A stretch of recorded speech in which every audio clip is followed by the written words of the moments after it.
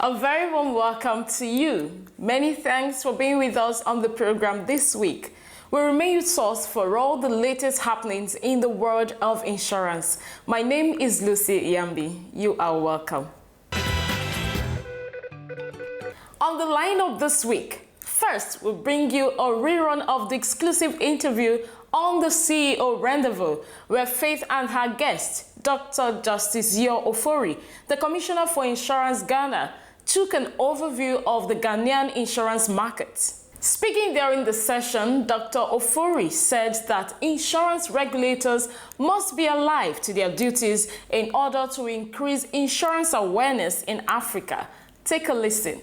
The regulator has a big role to play to instill public confidence. And that can be done by being very strict and fair, open when it deals with insurance companies that try to flout the law or try to be difficult to policyholders when it comes to make payment. On this edition also, we will bring you highlights from the 2023 Nigeria Cybersecurity Summit organized by the Cybersecurity Experts Association of Nigeria. The annual summit was held recently at the 4 Points by Sheraton Hotel, Victoria Island, under the theme, Building a Secure Digital Future. As always, it was a roll call of who is who in the cybersecurity space, or should we say the metaverse space. Let's check out excerpts from the event. Education of customers is continuous. It's not something that you just say you budgeted, you did in January and you forgot about it. No, it has to be continuous because new tricks are coming, new ways of exploiting the human weaknesses are coming. As they come, you need to tell your customers because if you don't tell them, they won't know that is their problem. They will now go to social media and spoil the bank name. Say this bank, this is what they are doing. They are conniving to defraud their customers. These and more are what we have for you today. So sit back, relax, and enjoy the lineup. Details in just a moment. Please stay with us.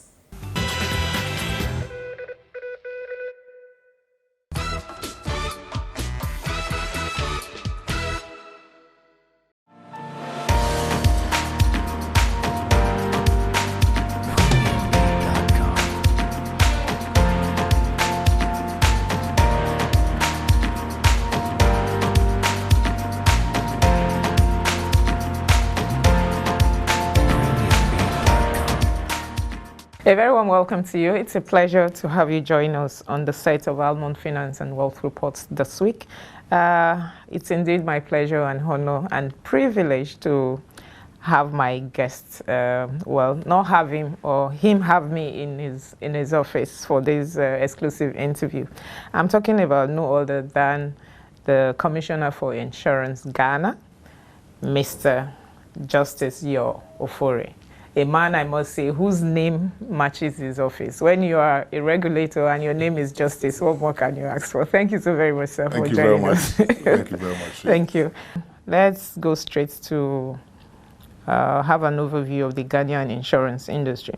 Now, global players have forecasted a 23 growth rate for the insurance market in Ghana in 2018. They are looking at Ghana as a strategic market for growth. What would you say is responsible for this positivism in the insurance industry in Ghana? Well, first I would say maybe because of political stability, good economic prospects, and a strong regulatory regime. I think I'll take those three issues as being probably the engineer behind this growth. Okay, now, oftentimes when an industry or a particular sector is on a positive growth path, the regulators must be doing something right to put players on the right path of growth. Now, would you say the industry in Ghana is where it should be right now, regulation-wise? And if no, what are those areas of your focus, given that you just took on this national assignment? Yeah, I think although we are on track, we could have done better than what we're doing right now. We realize that there's much to be done when it comes to insurance penetration. Our current penetration level is below 2%, which we think is not good. We realize that we haven't been able to digitize the way we do insurance. We still do a lot of things on a manual basis. And I know there are a few companies that still does things manually. I think these are the challenges. If we look at more campaign towards the sale of microinsurance and agri insurance, we think it would actually increase our insurance penetration level, because we believe that majority of our population fall within the low income group, and microinsurance and agri insurance will be the products that will be meant for them. Despite that, in Africa, apart from South Africa, Ghana is the second country that has been able to make insurance very much accessible to the population. Currently, we have about 7.2 people on our market having access to insurance, and we think it's a very good. How were you able to achieve that? Because that seems to be a lot of problem for especially countries within West Africa. Yeah, we were able to achieve this through a micro insurance regime. So we currently have a micro insurance framework that guides the sale operations of micro insurance. We realized that with much education, and as I said, making ourselves more accessible to the populace, and also making people have more confidence in insurance through strict regulation, has actually led to the achievement of this penetration level. Okay, now recently I had an interaction with the professor of insurance and risk management, and part of what he said to me was that for microinsurance to really develop, especially in West Africa, so to speak, where you have a high level of people living within below the poverty line, that governments would need to come into microinsurance by way of subsidy or some kind of support to encourage players or investors to go into the microinsurance space, because it's not a business sector that you're going to put in money as an investor and you expect to get returns on investment maybe in the next 1 year or 2 years or thereabouts. I just need your thoughts on that. Do you really think that governments would need a buy-in for microinsurance to really develop rapidly in West Africa? Yeah, yes and no. In Ghana, microinsurance is not supported by government. It's privately run. And also even agri insurance, we have agri insurance which is also privately run. I would say when it comes to agri insurance, with government support, it's good because it also guarantees food security. The way agri insurance operates is such complicated, because just the weather, change of weather can actually lead to a lot of losses. So you need government backing to actually make sure that there's food security. Already we know our government actually provides some kind of assistance to farmers, but it's not actually married to agri insurance. When it comes to microinsurance, they are being run by privately owned insurance companies, and some of the companies are doing well. It's become a profitable business because they are using digital means of selling the products and also paying premiums. So we have companies like Bima and MicroInsure, which have the network to assist in the premium collection and the payment of claims, and that is actually that has actually helped with the microinsurance business. Their marketing is normally done through trade associations instead of going to individuals because of the low premiums that are being collected and the cost of doing business. most insurance companies don't want to get in because of the small premiums. Premium. But if you have the technology from these telcos, you should be doing well. Okay, Commissioner, talking about telcos, we do know that in East Africa, for example, places like Kenya, it's actually the telcos that have driven, micro insurance. But oftentimes when you sample the opinion of underwriters in West Africa and some other places, they'll tell you going the route of the telcos, it's expensive. That's one. Then two, how do you go around the issues of regulation? Because if you're going through the route of the telcos, you're bringing two different bodies together, so to speak. You have your office as the regulator for the insurance industry, and of course you have another body regulating the telecoms industry. So how do you marry that? And talking about expensive, how do people play in that space? Yeah, there's always the potential for conflict, but we don't see the telcos as insurers. They are not insurers. The policies are owned by traditional insurance companies, and these companies with the technical know-how helps them to sell the insurance and to pay claims. So it's like a means of doing business. Okay. Yeah, the insurance companies are trying to sell their products to the needy through those who have the technology. Okay. Because they cannot do it on the ground. If you do it on the ground, it becomes too expensive. So it's a tool for doing the job. So it's just like having a computer or a telephone to help you call somebody instead of walking to the person's home. Okay. So they are not insurance companies, but they are a tool to actually aid in the insurance business. Okay. Yeah.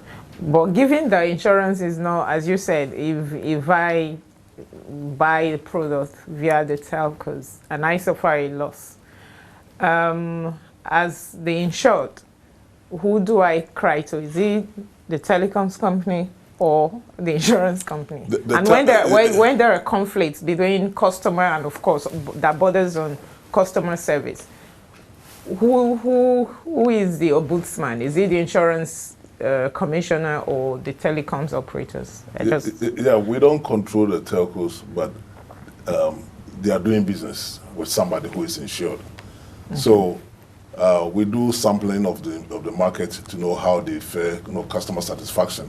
Okay. And if we have issues, we relate it, we pass it on to the insurance company. Then they can deal with the telcos that they are doing business with. The nature of modern business is such that you always work with somebody, and there's always some kind of overlapping in irrespective of the separation of industry. Insurance companies can never operate without telcos, or cell phones, means of communication, using the telephones, using the internet and social media. They're also being controlled by other entities. And we are using, so we have to find a way where we can all play together as a team, and also we should know our boundaries. When it comes to customer service, yeah, the customer knows, although he's buying a product of an insurance company, the face they see is the telco rep who is actually helping them buy the insurance through their mobile phones. Okay. Yeah. So if they have a challenge, they communicate through the telcos, and then it comes to us. The claims are paid by the insurance companies through the telcos. So it's about going digital. You see, as we say, we are now in a digital age. So it's sometimes very difficult to explain, but it's working. we don't see our faces, but business goes on. Yeah. Okay. They deduct it from the deduction is done right from their phones, and when there's a payment, it's paid through their phone. I mean, it's a complex. The world is going digitized, so. And it's also going complex. Yeah, it's getting complex, and if you try not to adjust, you'll be left behind. Okay. Yeah. Okay, sir. Over the years, I do know that insurance regulators globally, they've toiled with different approaches of regulating the insurance industry. Not all approaches have achieved much success. However, risk-based supervision is on the cards for insurance regulators at the moment globally. Do you think that holds the magic wand for the insurance industry? Well, it's a new way the International Association of Insurance Supervisors recommend, and they are actually the lead in the world. They've tried and tested so many systems, and they think that is the way to go. Previously, it was more rule-based, whereby these are the rules, you obey the rules, and we do our checklist, everything is okay, and then you go. But satisfying the checklist doesn't mean that you are doing the right thing, or it doesn't mean that you are solvent enough to pay. So the risk-based actually makes us take every operation of the company into account, from employment, staffing, membership of the board, the type of business they do, the underwriting, reinsurance portfolio. I think it's the right way to go, but it's also complicated. And it's also difficult. Okay, why do you say that? Yeah, because there are so many issues involved. There's no one way of deciding that.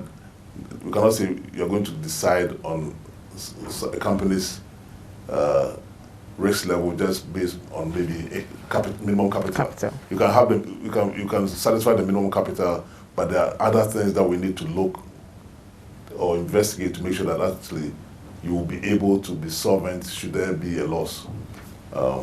So it's a good idea, but it's something that is always ongoing. Throughout the licensing period, you have to make sure that you are satisfying the minimum requirement. And so risk-based is always it's something that is a never-ending process. That is how I see it. You can be risk-based today, you can take a decision tomorrow. That can actually turn everything all down altogether. But it has been compared to the rule-based, and everybody sees that risk-based supervision is the best. But I think we in the third world, although we are proud, we're trying to implement it, we are a little behind because maybe we don't have the right mechanisms to put things in place. We have a different culture, I don't know. And people are also not ready to accept change easily.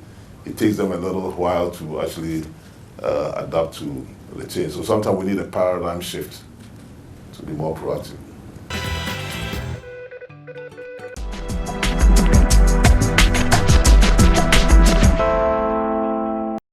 Insurance companies must also be prepared for the systemic nature of climate-induced damage, with the possibilities of severe market failures and more system-wide destabilization.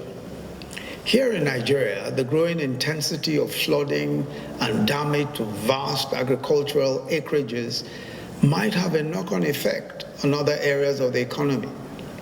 Further slumps in the economy is bad for everyone, even insurers.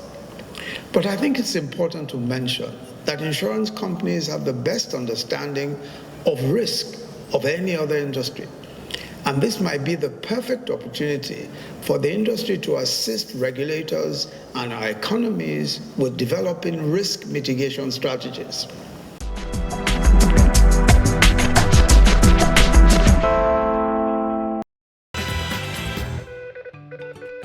All right, welcome back. Moving on, we now bring you highlights from the Cybersecurity Summit that was held recently here in Lagos. The aim of the annual event is to enable the West African sub-region to better its defenses and strategies against the sea of cyber attacks, which cost billions of dollars annually. Happy viewing.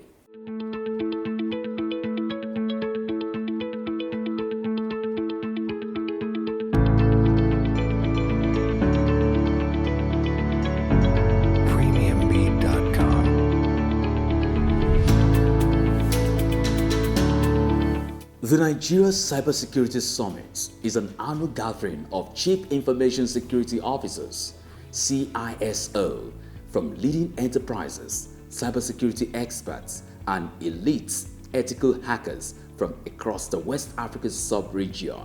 The 2023 edition, with the theme Building a Secure Digital Future, was recently held at the 4 Points by Sheraton Hotel, Victoria Island. Speakers this year were Dr. Bharat Soni, CISO, Guarantee Trust Bank. Mr. Zechariah Akinpelu, CISO, Unity Bank. Mr. Sunday McDixon Samuel, founder and CEO, Samsung Systems Limited, and a host of others. In his presentation, Dr. Soni said that data protection is a major challenge in the metaverse. Data privacy is something which, again, identity theft too, it's about psychological data, meaning user will be monitored at almost forensic level. What I am doing, what are my habits, those are still my privacy thing. When I'm sitting into a metaverse environment, I am behaving like I'm there. That means all my actions are being done. My identity theft will lead me into more, look how I walk, how I feel, what I like, what I eat. That kind of concern are still like we're not looking into those in data privacy in real life, but that will be data privacy issue in metaverse. Cyber attacks, that is unsaid thing. Whenever there is a technology, there will always be cyber attack. Interconnected technology call for cyber attacks. Cyber attacks is inevitable. How we are going to overcome those? Even DDoS attacks. Like I was just looking into things, malware attack and all those things are possible. When we talk about DDoS attack, just imagine in a metaverse, I will just put thousands of users inside that room, and they are just trying to disturb the room environment. I put 1,000 users, virtual users in this room who are shouting while we are having a conversation here. That is a DDoS attack. Look into the scenario that all those who are into metaverse or the darkverse, I'm using their devices to get into the blueverse kind of thing. So that's again metaverse type of DDoS attack. Also sharing his thoughts during his presentation, Mr. Samuel said that in cybersecurity, an unknown device is considered a rogue until proven otherwise. In security, every device you have no idea about is a rogue until proven otherwise. Okay, so devices here does not only mean computers. Devices means anything on the switch fabric, including peripherals, mouse, keyboards. I'll show you how a keyboard was used, a mouse was used to hack a very large organization in America. And I'll also show you how a USB was used to hack one of the largest nuclear plants in the world, just a USB. So any devices, either with IP or not IP address, in fact, 90% of the rogue devices, they don't have IP. So your existing tools like NAC, like EDR, like whatever, they have no clue. They are transparent. They don't know. They don't even know they're there. And that is why an attacker can be in your network for years and you have no clue the attacker is there. Panel session at the summit focused on national security, cyber threats, and governance. Panelists were Dr. Iguakwo Eduje, Information Security Officer, Heritage Bank, Mr. Echezona Agubata, Head IT, Union Bank, and others. Moderator of session was Mr. Luleke Olatunji, FSDH, Merchant Bank. Speaking during the panel session, Mr. Gubata noted that the issue of funding is key in cybersecurity. One of the most critical issues is funding, right? Our politicians of today are very knowledgeable if you look at their history, their background, right? But how they apply these things in governance is a different situation altogether. So it may be difficult selling funding cybersecurity in our nation as a whole at that level. But we also know there are small organizations that cannot afford cybersecurity tools, but yet they need to be secure, right? So these collaborations also need to factor in discussions around how they can fund these things and see how they can centralize some form of protection. You know, for instance, hospitals, right? They have tech ecosystems as well, but they don't have the funding to buy some of the things that they've not even talked about their medical equipment, right? How much more to protect, information around it. So these are a lot more, but I feel funding, collaboration, doing a threat assessment, having a risk management plan, and then having an incident response plan. I think if conversations around this will begin, right, in a concerted effort, I think that's a good place to start. The second panel session focused on building the necessary infrastructure needed for cybersecurity. Panelists were Dr. Francis Udeliko, Mr. Kunle Isiaka, Mr. Sunday Macdison Samuel, and a host of others. The 2023 Cybersecurity Summit was a huge success. It is hoped that policymakers in the West African sub-region will rise to the occasion to some of the solutions preferred at the annual event to better defenses and strategies against the sea of cyber attacks, with billions of dollars being lost to cybercrime annually. That's our time on the program this week. Many thanks for being with us. Join us again, same time, same station next week for a fresh package. But in the meantime, feel free as always to connect with us on all our social media platforms.